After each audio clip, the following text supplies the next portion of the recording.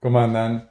Sé que pasó un poco de tiempo desde el último video, pero bueno, justo hubo un momento de mucho cambio, un entorno distinto, digamos, muchas cosas para hacer, así que no pudimos hacer los videos que teníamos pensados. Pero bueno, ahora la idea es volver, tenemos nuevas herramientas como es una tablet, así que va a ser un poco más fluida las explicaciones. Y bueno, obviamente igual yo voy a dejar escritas las fórmulas porque si no me van a ver escribir mal, se van a burlar. Nada, en vez para que no perdamos mucho tiempo, yo tengo las fórmulas escritas, así que vamos a hablar encima para que sea mucho más dinámico, ¿no? Entonces, bueno, tengo la tablet y eso va a ayudar un montón. Bien, entonces, esta vez la idea era traer un poco cómo se comporta la membrana de forma pasiva cuando la estimulamos, pero un poquito antes o antes de llegar al umbral de que se dispara, digamos, el potencial de acción, ¿no?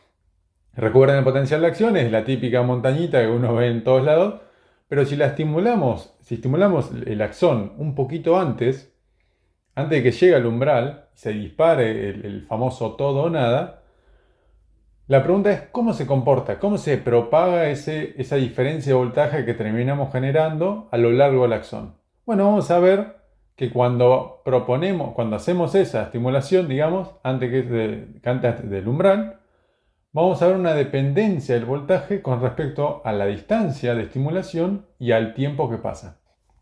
Entonces, vamos a traer este modelo que va a ser representado como una resistencia, que es una resistencia específica dividido el área, básicamente estamos independizando la resistencia del área, y lo mismo con el capacitor. Vamos a tener un capacitor que está también simulando la membrana, que es un capacitor específico y un área, la misma área, digamos, de evaluación. Entonces, fíjense, acá intenté dibujar un poquito como sea, ¿no? Los lípidos ahí están simulando ahí, tenés la membrana y tenés el capacitor, la resistencia en paralelo. Por otro lado, tenemos una resistencia RI, que es la resistencia axoplásmica, que está, digamos, adentro, la parte adentro del axón, que es una resistencia común y corriente, que es una resistividad, un largo, digamos, de la resistencia que estamos evaluando y el área transversal del axón. Y por otro lado tenemos una resistencia R0, que es la parte externa del axón, que la vamos a suponer aproximadamente cero, porque bueno, digamos, afuera es como que hay un área muy grande, ¿no? Básicamente. Esa sería la aproximación.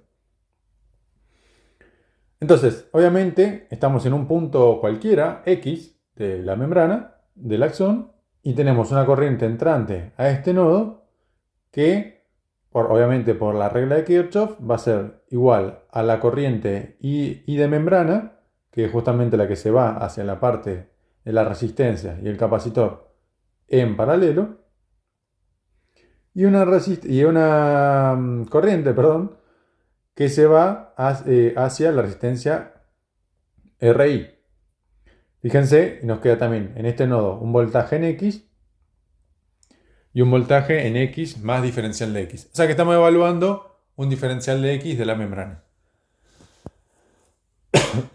Perdón, acá hace un poco más de frío, entonces estamos un poco ahí con la tos. Entonces,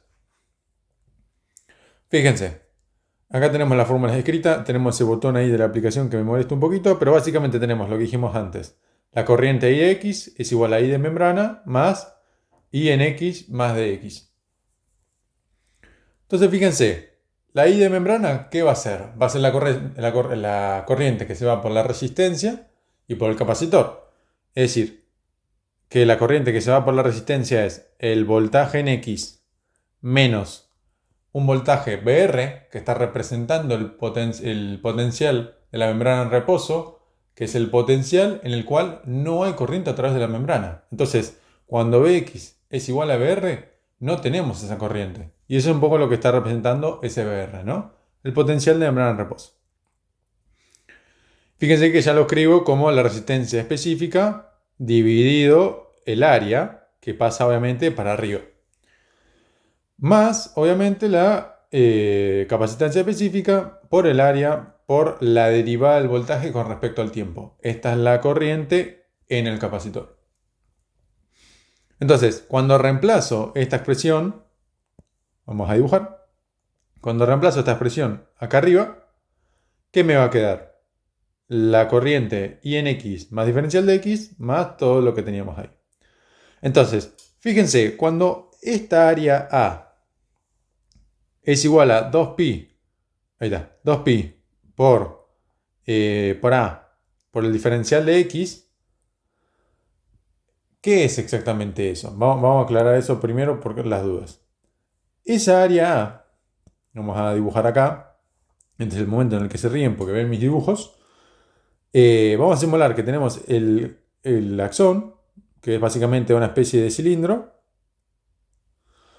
Entonces, esa área A lo que es básicamente es una parte, digamos, un cachito de la membrana.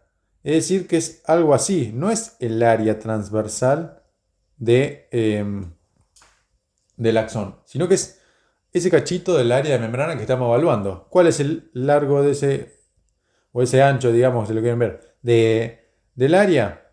Bueno, diferencial de X, justamente. Entonces, tenemos 2pi por A, que es A siendo el radio de este cilindro, por 2pi por A por el diferencial de X.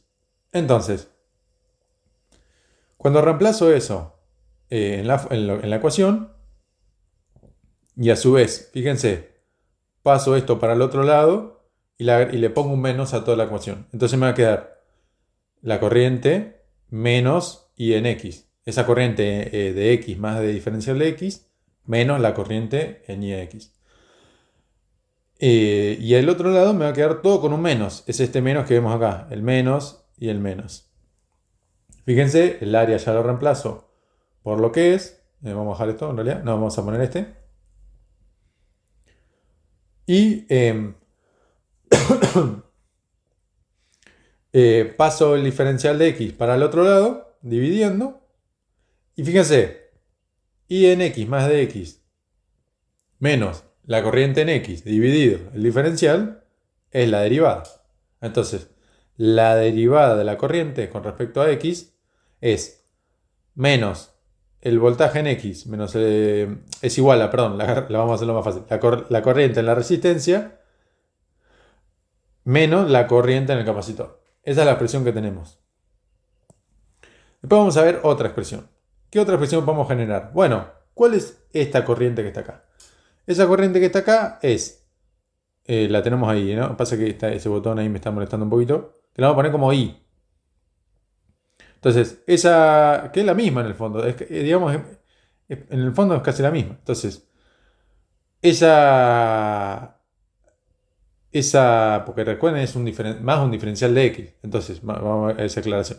Entonces, ¿qué tenemos? El voltaje en X menos el voltaje en B en X más diferencial de X. Y todo eso dividido en la resistencia es la corriente que está acá. Si ahora reemplazo lo que vale a la resistencia, que es eso que está ahí, fíjense, vamos a marcar. Estoy agregando el diferencial de en X, que sería como el pedacito de área que estamos evaluando en el fondo, el pedacito del axón. Que acomodando un poco todo, fíjense, si me queda el diferencial de X dividiendo, obviamente me va a quedar la derivada del voltaje con respecto a X. Y todos los términos lo acomodo un poquito y me queda pi por A dividido, pi por A dividido la resistividad. Entonces, esa expresión, que es igual a I, la vamos a reemplazar en la expresión que teníamos antes. Recuerden, acá teníamos la derivada de la corriente con respecto a X. Y acá me queda todo eso que teníamos antes. Entonces, reemplazo esto que está acá arriba, lo enchufo ahí básicamente, hago la derivada otra vez del voltaje con respecto a X. Recuerden, vamos a volver para atrás por la duda. La derivada con respecto a X de la corriente es lo que tenemos que hacer. Entonces, si ya tengo derivado una vez, voy a tener que derivar otra vez el voltaje. Me quedan todas las constantes ahí acompañando. Y del otro lado, lo que estaba antes, básicamente. Entonces, acomodamos un poquito. Fíjense, esto lo hice un poco para ir todo en un paso, como para que sea más rápido, pero básicamente, ¿qué me queda? Esta derivada del voltaje, ¿hacia dónde la pasé? Bueno, me la llevé para allá. todo este término que está acá me lo llevé para el otro lado. Entonces me queda el voltaje acá, la derivada, perdón, del voltaje con respecto a X, dos veces de este lado. Y todo lo demás lo dejo para el otro lado. Pero fíjense que ya eliminan unas cosas. Bueno, el pi me lo volé en todos lados. El pi, lo saqué. Tengo después la A también. La A la borré de algunos lugares. Esta A la borré. Fíjense acá no está ninguna A. Pero acá me queda acompañando porque tenía la A al cuadrado. Entonces, cuando reemplazo esta expresión de b en x menos br por algún b sombrerito, por decirlo de una forma, ¿qué me queda? Básicamente, derivar la parte de la constante no me cambia nada. Así que en el fondo, porque se me hace cero, obviamente, entonces me va a quedar la derivada de b sombrerito con respecto a x dos veces.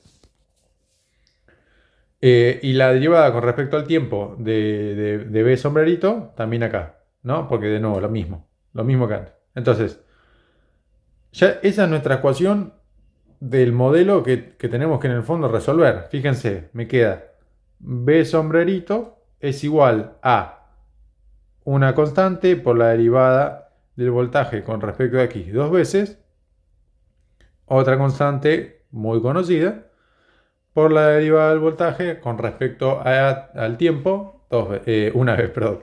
Entonces, y eso justamente lo que vamos a hacer es lo siguiente. Esta constante de acá es esta de acá.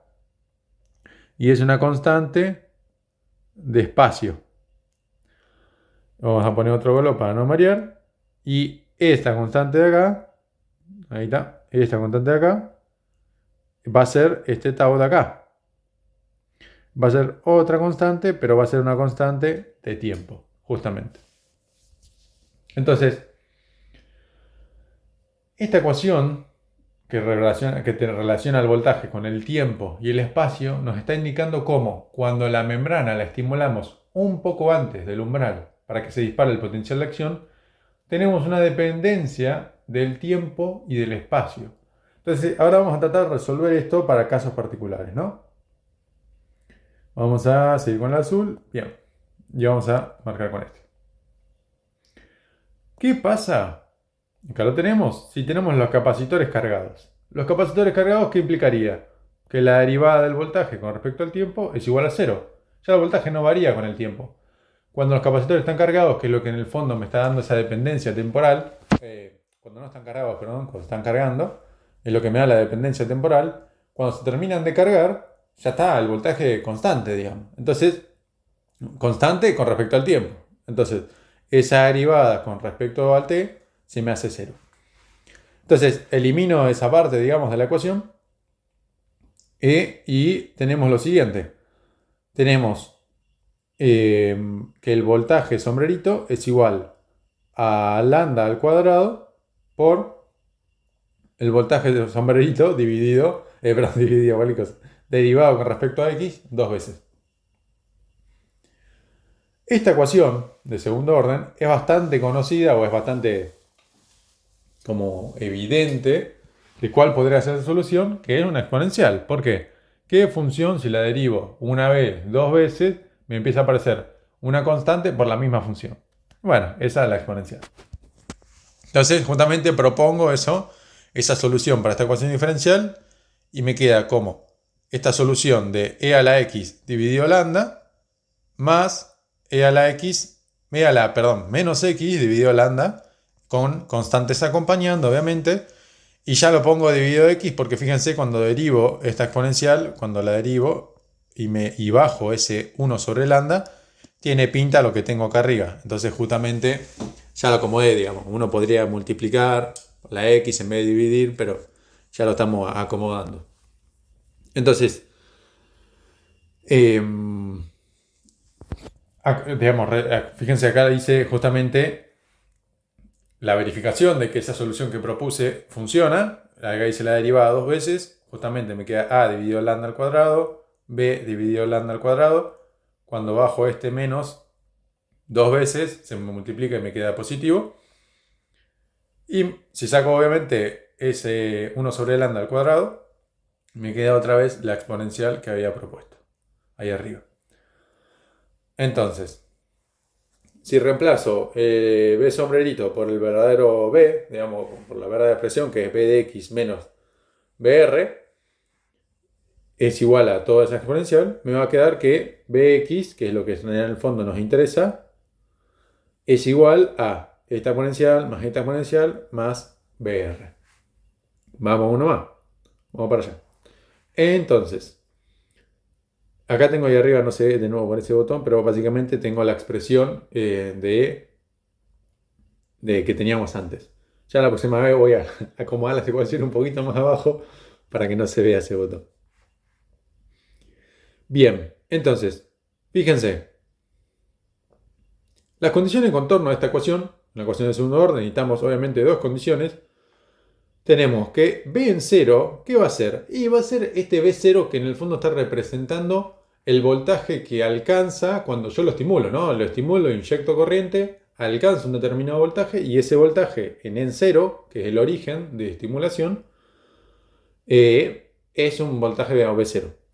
No sé cuál es, pero bueno, digamos, ese sería como un número que lo está representando. Por otro lado, tengo que B, cuando X tiende a infinito, ¿qué va a ser? BR, el voltaje en reposo. Recuerden, el voltaje se está propagando a lo largo de la membrana y cuando llega a infinito, va en el fondo, tiene que ser, digamos, el mismo voltaje. Obviamente no tengo una acción infinita, ¿no? Pero estaría como representando que tengo que alcanzar ese voltaje en reposo. Entonces, tomo X cuando tiende a infinito y no me queda otra que esto, para que no converja, decir que A es igual a 0. Para que sea que igual a BR. Entonces, justamente, A es igual a 0. Por el otro lado, me queda que B0 es igual a... cuando X es 0, ¿qué me queda? Vamos a escribir así, no lo escribimos tanto. Me va a quedar que es B más BR, y esto tiene que ser igual a B0. Entonces B es igual a B0 menos BR. Entonces me queda que Bx es B0 menos BR por la exponencial más BR. Esa es la solución. Por otro lado, podemos hacer lo mismo para el tiempo. Acá podemos hacer lo mismo para el tiempo. ¿Qué quiere decir? Suponete que ponemos digamos, algún alambrecito, alguna cosa así, como para que justamente estemos como cortocircuitando y haciendo que la resistencia RI sea 0. Entonces me queda que la derivada del voltaje con respecto a X es 0. No, digamos, no está dependiendo de la distancia. Entonces, ¿por qué? Porque tengo como un cable básicamente que iguala todo el potencial. Entonces, de esa ecuación anterior que teníamos acá arriba, se me va la parte del espacio y me queda esta expresión. Y esta expresión es muy parecida a lo que hicimos antes. ¿Qué función cuando la derivo me queda multiplicado por una constante? Y bueno, esa es la exponencial. Justamente si la resuelven, no hice ese paso para no gastar mucho tiempo, me queda otra vez una expresión igual a la anterior. Entonces, el voltaje cuando estimulo la membrana antes de que llegue al umbral depende del espacio y del tiempo. Entonces, lo interesante es que se ve como cuando la resistencia M es grande, es decir, ¿qué cosa? Que la fibra, por ejemplo, está mielinizada, acá lo teníamos más claro, el voltaje con respecto a X tarda en decae más lento. Entonces, ¿por qué? Porque el lambda es más grande. Y a su vez, fíjense, cuando el axón es más grande, está impactando, digamos, en esa resistencia que estaría, digamos, acá abajo, está apareciendo, digamos, acá abajo. Entonces, o lo vemos acá arriba, más fácil, ¿no? Cuando el radio de ese axón es grande, está acá arriba, lo mismo, aumenta lambda, decae más lento. Eso por un lado. Y por otro lado, vemos una característica muy interesante que es que si aumenta la resistencia específica o la resistencia esta de la membrana, lo interesante es que la capacitancia disminuye porque está aumentando el ancho entre las placas, ¿no? Entonces, con comillas. Entonces, como está aumentando la resistencia pero disminuyendo el voltaje, tau no depende si es mielinizado o no. Es decir, que la dependencia o la propiedad pasiva que tiene el axón al tiempo no depende si la fibra está mielinizada o no está mielinizada. Y eso es algo muy interesante. Entonces, eso en principio. Este es un poco el modelo que quería traer para que veamos un poco estas propiedades de cable que tiene el axón cuando estimulamos antes de que se dispare, digamos, el potencial de acción. Así que nada, bueno, ya saben, si les gustó obviamente, se suscriben, le dan like y bueno, prometemos seguir trayendo mejores videos y con más calidad y más contenido que a todos nos guste. Así que bueno, nos vemos la próxima. Chau.